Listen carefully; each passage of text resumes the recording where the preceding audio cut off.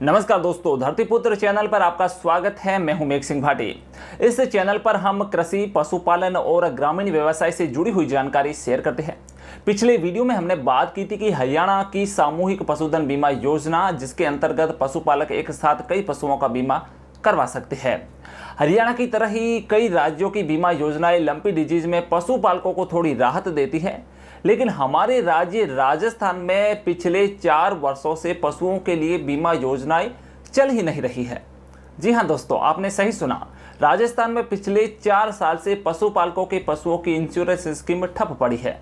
पशुपालकों और किसानों की सरकारों को कितनी चिंता है, इसका अंदाजा इससे ही लगाया जा सकता है कि राजस्थान का पशुपालन विभाग 1 अक्टूबर 2018 से पशुधन बीमा योजना ही नहीं चला रहा है। इसका खामियाजा अब लंबी वायरल डिजीज के मुश्किल वक्त में पशुपालकों को उठाना पड़ रहा है। आपको बता दूं कि राजस्थान में सरकारी रिकॉर्ड के मुताबिक पिछले महीने तक लंबी से 14,045 पशुओं की मौत हो चुकी है। दोस्तों, ये मात्र दिखावे के आंकड़े हैं। असल में तो लाखों की संख्या में लंपी रोग से पशु मारे गए हैं। केवल लंपी रोग ही नहीं बल्कि अन्य रोगों से भी हर महीने अनेकों पशुओं की मौत हो जाती है। अगर इन पशुओं का बीमा हो गया होता तो पशुपालकों को अच्छा खासा मुआवजा मिलता, जिससे कि उनका मनोबल बना रहता। मगर अफसोस इस बात का है कि इन पशुपालकों और किसानों को मुआवजा नहीं मिल सकेगा, क्योंकि उनके पशुओं का इंश्योरेंस हुआ ही नहीं है। सरकार ने ऐसी कोई स्कीम ही नहीं चला रखी थी।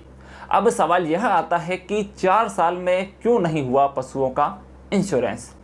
तो मित्रों, जो जानकारी मुझे मिली है उसके अनुसार साल 2018-2019 में पशु बीमा के लिए बीमा कंपनियों ने भारत सरकार के लेवल पर तय प्रीमियम रेट से ज्यादा इंश्योरेंस प्रीमियम रेट दी थी।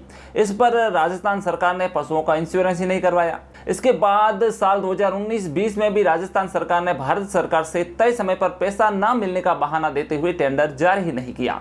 इसके बाद साल 2020-21 में भी किसी भी इंश्योरेंस कंपनी ने टेंडर प्रोसेस में ही हिस्सा ही नहीं लिया।